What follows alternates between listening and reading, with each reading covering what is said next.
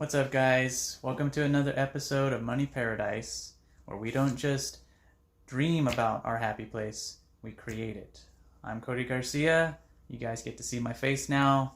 I know yesterday I posted a quick little short after a call I had with a good friend of mine from the Staple crew, Alan Staple. So I just wanted to kind of follow up on that, along with just kind of summarizing a little bit of what I was talking about in the first video I did, where I talked about knowing your why, establishing that mindset, about your money, about your investments, your finances. And so I kind of want to just go back to that real quick before I go into my conversation with Alan. It's definitely something that I think about a lot when it comes to when I first started investing, all the different pressures I had going on in my life on a day-to-day basis. The pressures I put on myself, with the work I was doing. I had to work a lot of overtime just to pay for the bills, and then hopefully have enough left over to invest in some of these crypto projects and tokens. And I reflect on those times quite often as a way to kind of just center myself and kind of just remind myself how far I've come throughout my personal kind of journey, my development of what I want to do with my life, because I'm almost 37 years old, and I feel like I've only just started really realizing what I want to do with my life. I've only started realizing that over the past 1 to 2 years. Before all that, I honestly couldn't tell you like what I wanted to do with my life. Things changed when we had our daughter, which I would assume a lot of first time parents, they probably go through that same kind of mental shift as well. A lot of priorities change, right? So I definitely have gone through some shifts in the past year. Mentally, I really wasn't allowing myself to process my emotions, my thoughts, from like my childhood and like dealing with past trauma and relationship situations. Not just like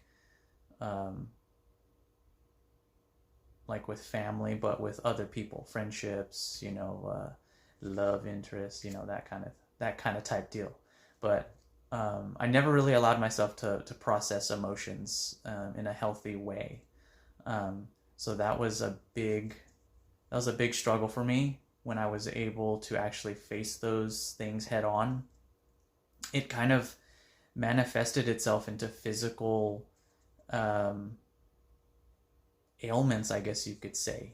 Like late last year, right around like September, I was having a lot of health issues. I wasn't exactly sure what was going on with me, but it caused me to have a lot of anxiety, a lot of paranoia about my health. I can recall a time right before I went to the ER last year, where I was researching symptoms that I would, kind of experience, and I would just dive into the depths of the internet to self-diagnose myself instead of just getting checked out and just getting confirmation of what exactly is, going on with me, if at all. Like I didn't know it could be possibly all in my head. That's a thing. And I found that out, a lot later. And so as a result of that, deep dive research into my health. I wasn't sleeping. I was just lost in websites and articles and videos about, symptoms and things like that, and I just was not sleeping at all. Not even close to quality sleep. Not even like a good 4 solid hours. It was like broken up at times of like 4 to 5 hours at best, 5 hours. So it all came to a head when I went to the ER. I finally just went in because I thought, well, I feel like at the time I thought I was having like a heart attack, like I was having palpitations, and it could have also been, anxiety on top of that, definitely. So I finally get checked out, and they say, well, you didn't have a heart attack, you didn't have a stroke or any sort of cardiac episode, it just seems like you're really stressed out, And so it was a relief, sure, that I wasn't going through a cardiac episode of sorts. But also I was left with more questions than answers in terms of what the hell is going on with me. So at that point, my mindset of what am I going to do going forward was scattered. It was all over the place. It was chaos, very much so. And in those moments, I wasn't even thinking about investing. I wasn't thinking about crypto. I wasn't thinking about my why of, what am I doing all this for? What are my goals here, right? All those things faded away because I was in a crisis of sorts, definitely. For the first time in my life, I was in a real chaotic crisis, kind of mode. So it took a lot of healing during that time. It took a lot of, for lack of a better term, introspection. I don't even know if that's a word, but just a lot of internal, work. A lot of looking at, myself in the mirror, really, and really facing, those demons that I had been, I guess, suppressing for a long time. A lot of things that I wasn't dealing with, I was burying deep down. A lot of hard set emotions, a lot of pain, a lot of trauma, from my past that I never processed.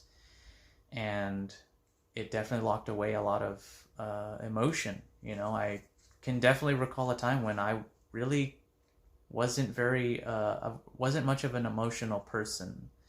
I can recall my wedding wasn't really emotional, and I just chalked that up to, well, I'm just a tough guy, I don't really get emotional. I don't cry or anything like that, right? And then the birth of our daughter, I can remember, like, my eyes welled up with tears. Like, I can remember that, but I didn't cry during that time. Like, my wife Jess, she cried. Obviously she went through the whole damn experience, right? So yeah, it was a definite release for her. And for me, it was a beautiful moment. Like, I could recognize it for sure as a beautiful moment, but I felt like I was holding back. Like, I don't know what it was. It felt like I was holding back my emotion and allowing myself to feel those things. Something was stopping me from doing that. So a lot of that work dealt with that, like my emotions, being able to actually release emotion and actually experience emotion for the first time in a long time. That was the toughest thing I've ever done in my life. I can honestly say that. Yeah.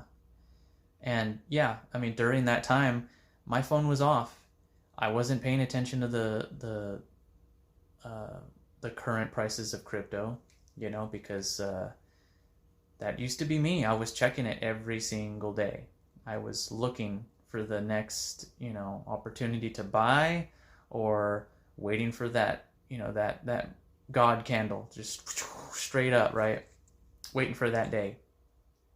And took up a lot of my time doing that. Yeah. But during the healing process, which I still consider myself in that process, very much so, I'm in no way healed 100%. I can, I will always be in this state of healing myself. Like, if there's something I need to work on, then that's something that I will definitely embrace that process, right? So, getting back to what this video is about, to really have the best mindset going forward with what you want to do with your life, what you want to do with your future, it starts from within. That's from my personal experience. For me, it had to start there. I had to stop looking externally for those answers, for those sources of validation. I needed to find those things within myself first in order to actually have a stronger foundation of my I guess my financial thesis, my why, if you will. And so being able to do that, being able to put in that work, it's tough. It's the hardest thing I've ever done, like I said before. But I feel it's necessary going forward. If you want to actually do something with these profits that you plan on taking during this bull run that we're experiencing now, you got to get your mind right. Like I don't know how else to say it. You got to get your mind right, because I've heard horror stories of the term is sudden wealth syndrome. Like lottery winners is a prime example of that. They come into this sudden wealth. They didn't expect it, right? They put some money in some lottery tickets or some scratchers, and all of a sudden they hit it big, and it's a big number, whatever that is for them. It's life-changing money, and once they get that amount of money, I mean, a lot of those people don't have a plan. They don't have their why established. It's just a lot of buying what you think you're supposed to buy when you have money. You're rich, but in no way are you wealthy. I think the distinction between being rich and being wealthy is definitely something that needs to be looked at when you establish this mindset going forward. Being rich, you have money, you can buy whatever you want, but can you sustain it? Can you pass it on to the next generation? And I'm not talking about like legacy and putting my stamp on the world or anything like that. Like that's a whole different video for another time. But what I'm talking about is really focusing on the distinction between what it means to be rich and what it means to be wealthy. And being wealthy, it requires more of yourself. Being rich is, I mean, you're literally swiping a card for whatever you want to buy. Your family comes along, they're like, hey, can I get a few $1,000s, to help me out with some bills? Or, hey, I need help with my college, tuition. Can you, throw me, 10, 20 grand? Like, those are those horror stories that these family members of these lottery winners just come out of the woodwork, and all of a sudden their hands are out. They haven't talked to you, in years, and all of a sudden they're at your doorstep and they're like, I heard about the win. Congrats. I think maybe you should throw something my way, because we're, family, right? which is nuts to me. Like, I can't imagine, like, having people, like, show up in my life that I haven't spoken to in years, decades even, and them just start asking me about my money. You know, man, definitely get get the work done emotionally now for when that money does come in, because the emotions that come with that money that comes in, when you press the sell button and you make that decision, it's gonna be a wave of emotion. And I mean, you need to allow yourself to experience those emotions, absolutely, you know, but you need to be mindful that if you have the right mindset, you will allow yourself to feel those emotions, process them, but stick to your plan, because your plan, if you do it right, it's not going to be based on emotion. It's going to be based on what's best for you, what's best for your family going forward. That's the plan. That's the mindset. That's knowing your why right there in a nutshell. And so making that distinction of, I want to be wealthy, not rich, because I want this wealth to last for myself, for my family, for my children's children. Like, I want to be able to pass this on to the next generation. A lot of my healing has had to do with rebuilding my family tree. Like, me and my oldest brother, we talk about that quite often. Making financial decisions that don't just benefit ourselves, because we have families to support. And if you're watching this, I'm sure a lot of you are in the same situation. You're always trying to do what's best for your family. You know, take care of yourself first is another thing.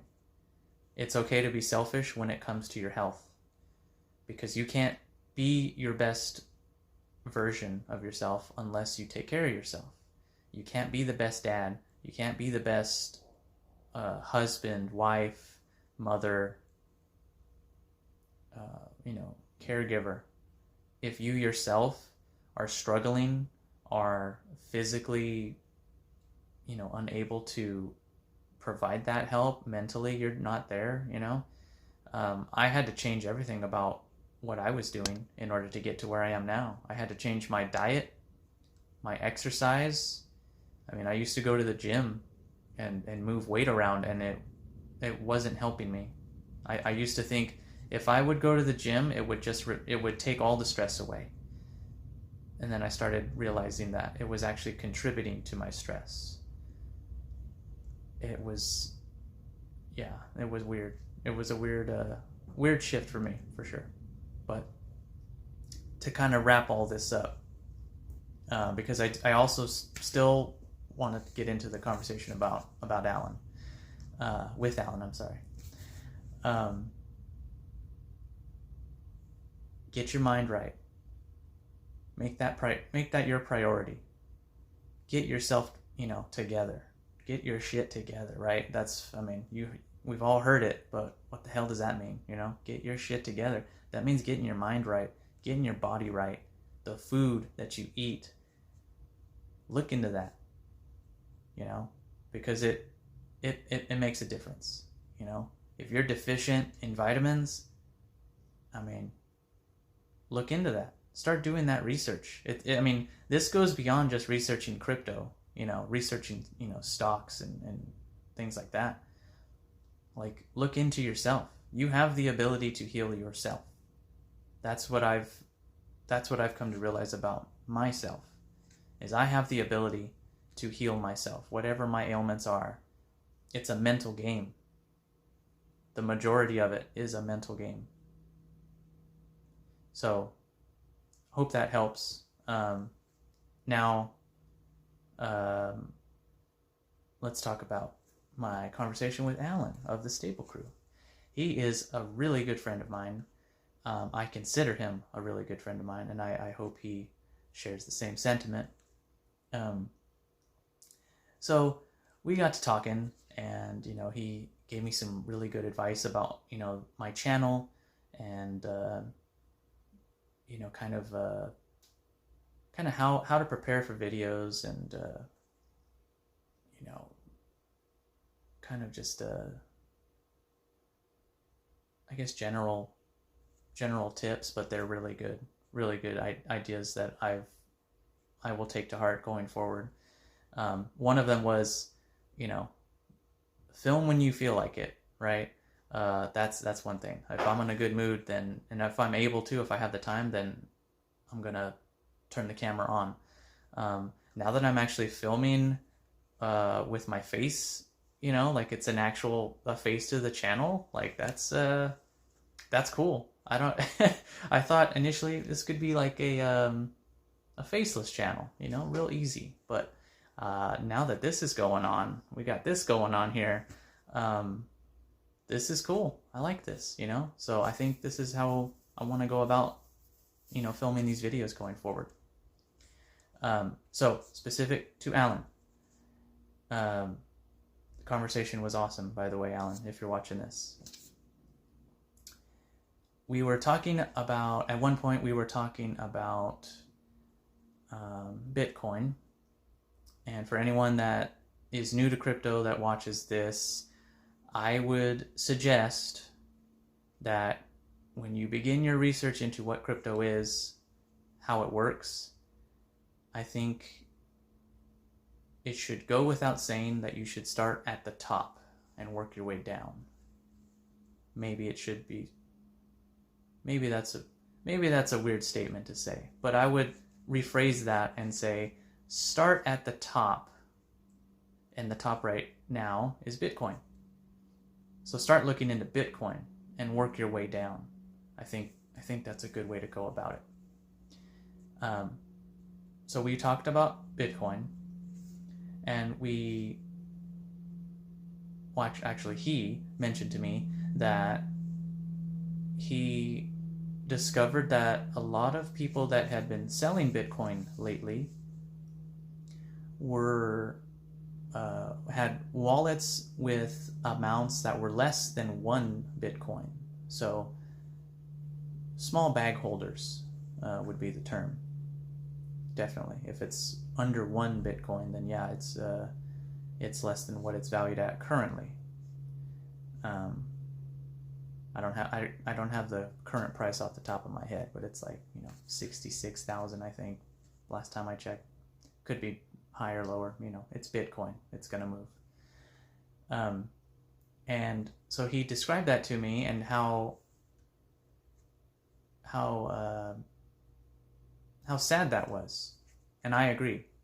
The reason why is it's sad to know that people who don't have much money to invest to begin with, or if they do, they've, you know, only put in, you know, a little bit here and there, which is, you know, for anyone that's just starting out, you know, you got to start small. That's another little tip, I guess, if you don't know that.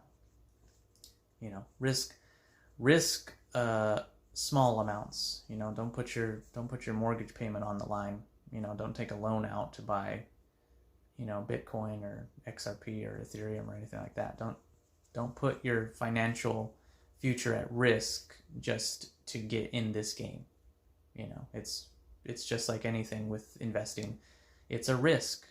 It's all a risk. So you got to manage your risk to be a solid investor, definitely.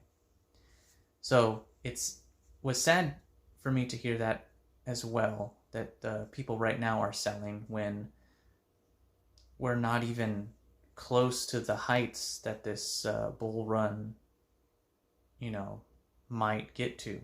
I mean, those in crypto who have, you know, seen a bull run or two, we all expect the prices of Bitcoin and other, you know, altcoins to go up very soon, within the next 1 to 2 years. So when you see people with not that much invested exit now at a very crucial time in the cycle, it, for me, was definitely frustrating. to hear that, my initial reaction was paper hands. It just right through your hands. You didn't have the fortitude to hold on just a little while longer, and ride it out, But I don't know the circumstances of why those people sold. I hope that, maybe it was out of necessity for those people. If it comes between, selling crypto to pay the bills, or, getting sent to collections, or getting kicked out of your home, then you do what you got to do, right? Like, I understand that. But another thing that I talked with Brent of the Staple Crew as well, and trading old stories, old crypto war stories, basically, of our losses, which I think is important to talk about the losses, because it's experience, right? You learn from that stuff. So making financial decisions from a state of fear is probably the worst way to go about it. That you put yourself in that position, and also to be in that fearful emotion when you make that decision. I feel like that only puts you in a worse off position, both mentally and financially, when that has to happen. When you make these decisions and it accumulates into having to make those hard choices between sacrificing your life savings, sacrificing your investment portfolio in order to pay the bills. Like, circumstances vary, sure. Like I said, I understand that, everybody's different. Everybody has their own, thing going on. Everybody has problems. But if you can find a way to hold on to those investments during the worst of times and ride it out, hold on to those things, right? If you can find a way to do that and ride out the storm, make it through the other side, that will be so rewarding for you to come out of that, because you are able to hold on to these things where the value has not yet been realized. The true value, the true potential has not yet been realized on these coins. A lot of these coins, I should say. Not everything, not every coin, is gonna, hold its value over the long run. That's my thoughts anyways. But if you can do that, you can really steel yourself to your mindset, to your financial thesis, then you will have accomplished something that most in this game do not accomplish. Because along the way, there are going to be people who sell early. There are people who are going to buy in late. I'm one of those examples. I bought in, first time I ever invested in crypto was at the top of the bull run in 2021. So there will be people like that this go round as well. There will be people that invest in meme tokens, shit coins, if you will, and the rug will get pulled out from underneath them, and they will become exit liquidity for the ones that, promoted those projects, the crypto token shillers that are going to, come out of the woodwork on social media. I mean, it's going to be nuts. It's going to be crazy. It's a difficult minefield to navigate when you get into crypto. But setting up that mindset going forward is what's going to keep you on the straight and narrow through it all, through the minefield. through the obstacles, the pitfalls, the traps. There are many. There are many. So yeah, that conversation really opened things up for me a little bit, brought some things into perspective of what's going on with people just like me, just like you. You know, we don't have that. Some of us don't have that much money to invest. Some of us have been building bags for, you know, a couple years now. You know, some of us have been around in this game for a long time, you know, different time frames for a lot of different people, you know. So I want you to keep that in mind going forward. Is that paper hands reference, it's a real thing. And people are going to have paper hands during this bull run. This is not something for the faint of heart, as I've learned for myself and from other people's, you know, horror stories. So I think I'm going to wrap it up here.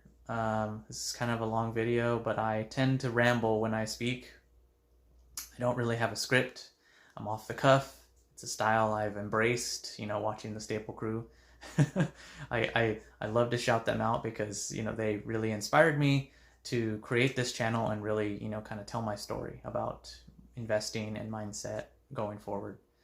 Also, shout out to Ghost Money. I love your channel. It's awesome to see, you know, real people in the real world, you know, talking about crypto, not just, you know, some dude in a suit who, you know, claims to know everything about crypto, but it's like, you're just a dude in the suit. Like, I don't trust you, man. You know, your backdrop, your setup, it's a little too high production, you know, and maybe that's a red flag for me and for a lot of people. But I like this real, you know, real people, real story kind of stuff. So that's going to be it for today. I hope you enjoyed this video. Please like and subscribe, comment, please. I want to know who's out there watching these videos. So much love, everybody. Talk to you soon. And yeah, it's going to be good times going forward. So catch you later.